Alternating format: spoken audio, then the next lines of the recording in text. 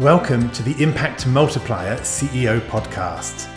If you're a chief executive or if you think like one and you want to create exponentially greater impact, then this show is for you. My name is Richard Medcalf, founder of Xquadrant.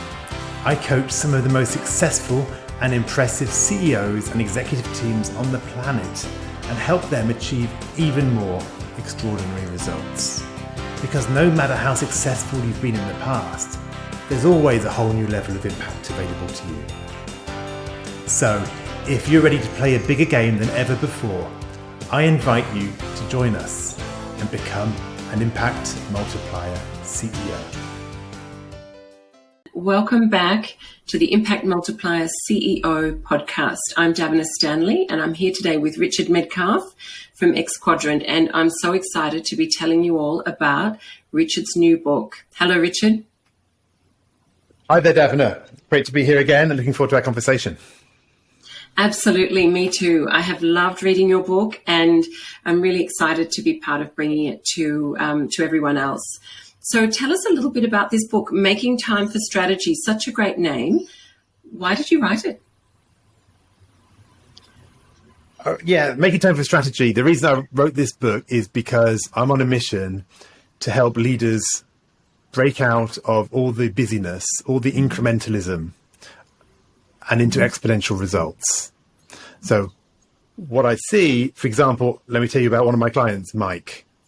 Mike, he runs a multi-billion dollar company. He's got many responsibilities. He gets up early to deal with one time zone. He goes to bed late to deal with another time zone. He's really committed to the business. And yet he says, I'm working so hard, flat out, solving these problems, doing all these things. But I get to the end of the day and I go, have I really made the progress I need to make? I've got these ambitious objectives. Am I really going to get there? Do I have what it takes? It's the first time in my career I'm wondering this. And I just see all the time this situation, smart, successful leaders with big goals, but the bigger the goal, the harder they feel they have to work. And there's no more hours in the day, or they're rushing so fast. They go, I haven't got time to even think, really. I haven't got time to step back, see the bigger picture. And this comes up in every conversation. Every conversation, when I'm working with a new client, then again, they're normally smart, successful leaders, successful in their own right, and yet they're looking to make something extraordinary happen, multiply their impact. And so as we have that conversation about what's it going to take for you to multiply your impact, they'll say, you know what, I need to elevate my focus. And actually, even if you go back to previous episodes of this podcast, when I interview different chief executives, I ask them that question, what do you need to do differently to multiply your impact? And they'll often say, elevate my focus, let go of certain things, create more time for the next level of activity. And so it's that reason that led me to write the book. Brilliant. And this notion of the infinity trap is a really powerful one, isn't it? I think everybody I work with, it doesn't matter if they're mid-level executives or really senior executives, is battling with that overwhelm. And I love the way you talk about that. Tell us a little bit about that infinity trap concept.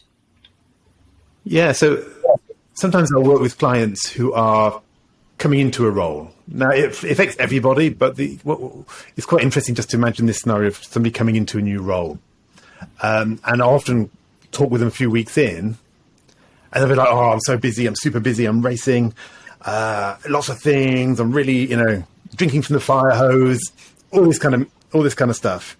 And I have to slow them down. Okay, this is great. What's really going on? What are you missing? And they'll start to think and they'll go, oh, you know what? I haven't done this, or, I haven't spoken to this key stakeholder yet. I spoke with one client and they hadn't even checked in with their general manager for the previous 6 weeks because they were so busy delivering on a whole load of initiatives and adding value. It's great that they're adding value, but actually there were two main reasons this person had been hired. They were laser focused on one, they'd completely forgotten about the other one, and they hadn't checked in with their general manager for 6 weeks. And so they were kind of getting disconnected. And another client I can think of was racing super fast, working super hard. And when I slowed him down a little bit, he realized that his whole approach to building his new strategic plan as he was in his first 90-day period was flawed, that he was building his plan, but he wasn't taking the time to bring on board certain key stakeholders who would be essential to the success of that plan. In other words, the infinity trap, it's when we get so busy in what we're doing, so focused on the immediate goals that we've set ourselves and all the incoming demands. We live in a world of infinity, right? There's always more stuff coming in. So there's always more emails coming in, there's more messages coming in, there's more things being put on our plate. We're working hard, and we get tunnel vision. We miss those opportunities just off to the side, or we forget what we're not seeing. And so for us, we're in our world, it all makes sense, and we're driving forward on what matters. But we're actually not seeing the big picture, and we're getting caught into that incremental progress that I talked about. Yes, and just so busy we can't see what else is going on around us, which is why it's such a trap, isn't it? And if exactly. I think, to quote you back to yourself, if you give busy people or successful people more to do, they'll just go harder, won't they? And that's not the solution when you're making this kind of step change to the impact that you want to make. And there are key stepping points, aren't there, in a journey, a career journey, where you've really got to make a big gear change in the way that you're thinking about it. And you've talked a bit about, the infinity trap, but also the ceiling for complexity and just how to get around that and how to actually focus on the things that matter. You've got a beautiful term for it, which I'm going to let you introduce. Yeah, so I talk about strategic time. And my point here is that strategic time is your number one indicator of future success as a leader. Strategic time is your number one indicator of future success. What's strategic time? Well, it's the time that you're spending thinking and implementing your next level breakthrough activities. Okay, so if you like, there are two sorts of activities. There's kind of using time, doing all the operational tasks, all the things that crop up every day, every week, and every month. All the things that are put on your plate, all the noise, the whirlwind of operations, as somebody's called it. And then you have the strategic stuff, the things which are going to build new capabilities, address critical risks, build the team, right? Catapult you forward. So you have these two areas, and strategic time is when you create that space in your diary to work on the things that are really going to be the game changers. And the reason I say it's the most important key performance indicator for any leader is I can show you people who are just permanently busy, permanently overloaded, permanently behind the curve. Their to-do list is out of control. They're always feeling guilty for not having got it through it all. And then there are other leaders who are achieving more and more, getting more things done. They don't have any more hours in the day, but they seem to be on this rise. They're making things happen. And actually, they're not necessarily overloaded. And strategic time is the answer. It's how we actually slow down to speed up when we invest time in our future success. And that compounds over the years. If we do one thing this week that helps us out next month, we're going to be in a better position next month. Probably even have a little bit more of extra time free that we can reinvest in making it even better in the next quarter. And that is how trajectories separate over the course of weeks, months, quarters, years, and careers.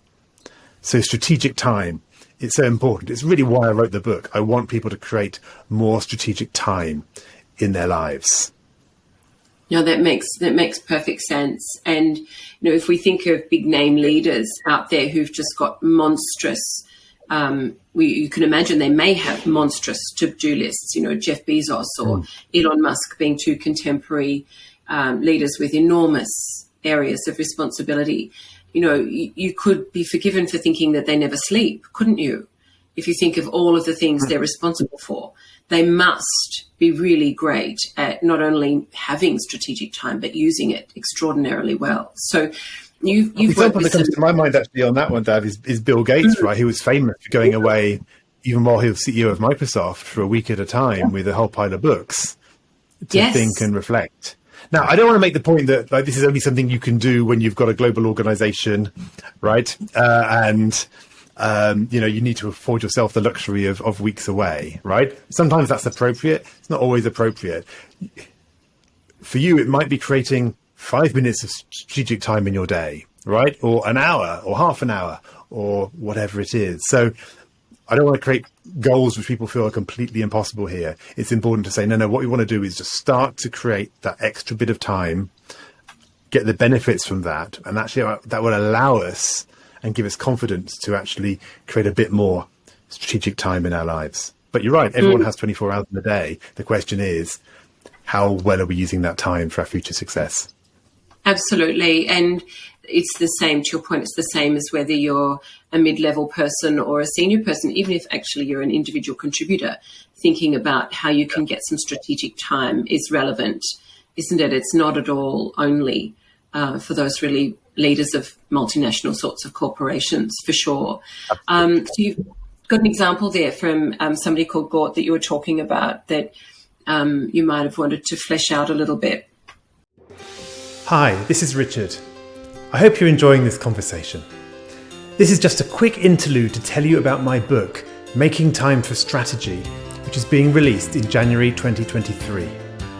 It deals with perhaps the number one challenge I've come across in my coaching work with top executives: how to get out of the weeds of operations and make time for the high impact strategic work that will lead to breakthrough results.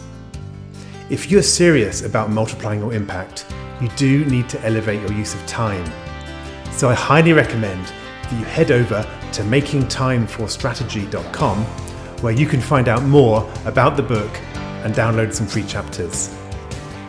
Now, back to the conversation. Yeah, just an example. So yeah, I was working with one leader, and he was a senior finance leader in a large organization, one level below the CFO. And he was overloaded. When we first started working, he said, I've got no time for anything. I'm super busy. I can't even spend enough time with my team. I'm so busy. And when we looked at his time, we found 30% was on recurring activities, which just happened every month. He had mastered them. They were very complex. And that was how he'd become successful, was being the person in the organization who really knew this back to front, inside out. But that was holding him back. As I said to him, that 30% of the time is just keeping the lights on. It's not going to make you CFO, because CFOs don't do that stuff, and you doing it. And so how are you going to pass that on to your team? How are you going to delegate that? How are you going to structure it in a way that you feel, okay, you can let it go? And we had to deal with some of his mindset issues along the way. But when he did it in just a few months, he was able to literally go to his boss and say, hey, I'd like to take on more responsibility, please. I've got some time, and I think there are these areas in the business that I can contribute to. And so he got there, he got extra responsibility, and I started to move up. So creating strategic time is a game changer. Absolutely. And it's so much more, isn't it, that being more productive, working out looking at the things that we're currently doing and ranking them and prioritizing them against importance and impact is only helpful to a certain extent, which is why you're sort of not really offering another book just focusing on productivity. This is much more than that. Talk to us about productivity and why it's important to think about so much more than just being productive. Yeah, so again, back to this idea of the infinity trap. In a world of infinity, where things are coming at us all the time, we can never get through it. We can't beat infinity with productivity. And most leaders don't need just another tip on productivity. Instead, we need to reinvent ourselves. It's a deeper game. It comes up in my conversations with one-on-one work with key leaders, as I said, as one of the first steps. I need to free up time. And we already find that there's a deep issue there. It's not that they just need a better email program, right? Or a slightly different workflow on how they process their meeting invitations. That can be part of it sometimes, right? But the deeper issue is, how do I need to reinvent myself? How am I going to let go of some of the things that have made me successful in the past? Some of the ways I add value right now and that I feel comfortable with. How am I going to let go of some of those things to free up time for the new things? How am I going to think differently about my role and the outcomes I want to create? And so what I find is that there are four main areas, which I kind of cover in the book, and we'll perhaps get onto in a later episode. They actually spell the acronym TIME, which I was very happy about. But I've been working on these areas for years, and I see that they come up time and time again. The first one is tactics, blocking and tackling. Yeah, we need to get that stuff clear and make a plan to free ourselves up. Influence, because we need to actually work with our stakeholders to free up time. It's not just something we can do by ourselves. Mindset, because as I said, often we have to work at that deeper level. It's normally our own thoughts about what's necessary, possible and desirable that's holding us back from moving forward. And then environment, how are we actually going to shape our broader corporate context so that the whole organization becomes more strategic and aligned and lets go of the busy work and stops bothering each other constantly, but with low-level issues. So there are these four areas. And so therefore, what I wanted to write was a book that covered that, gave a holistic view on what it's really going to take for you to become a more strategic leader. It's not just about a couple of quick productivity hacks. It's a personal challenge and it's a leadership challenge.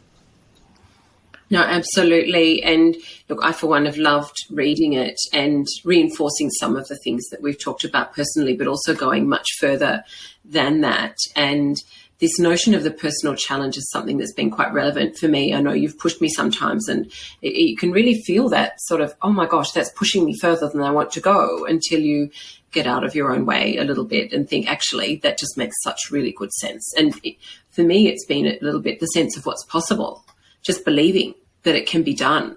And I think that that's possible. I don't know. I don't want to speak for other people, but that's certainly been a really encouraging shift for me to think, well, actually, these things are absolutely possible. And the tactics and the techniques that you've offered in the book, I think, really, really help with that. So where do we go? Where do we go from here? Should we jump into the first area of tactics, or, what do you think? What's next? Yeah. So I think before we do that, before we get into tactics, which is obviously a great place to start in many ways, we need to actually do a little bit of groundwork, which is we need to be clear about what we truly want to achieve, what we truly want to create in our lives and our business. What is it that's going to create those breakthrough results? Because until we know that, like, why are we freeing up time? What are we going to do with this time that we've created? And so it's not just freeing up time, it's time for strategy. So that's the first section of the book. It's called The Power of Strategic Time. So I think in our next episode, let's cover that. Let's understand when we create this strategic time, what are we going to do with it? How are we going to make the impact that we truly want? Fantastic. No, really looking forward to bringing that to everybody. And if you do want to see the show notes from this episode and others, you're welcome to go to xquadrant.com/podcast. And in the next episode, we look very much forward to bringing you some ideas to help you get out of being stuck in the weeds. So thanks so much for being with us. We really look forward to talking to you again soon. I hope you enjoyed this conversation. Now let's talk about you. When you're in top leadership, when you're in the biggest role of your career, who supports you at a deep level as you lead others?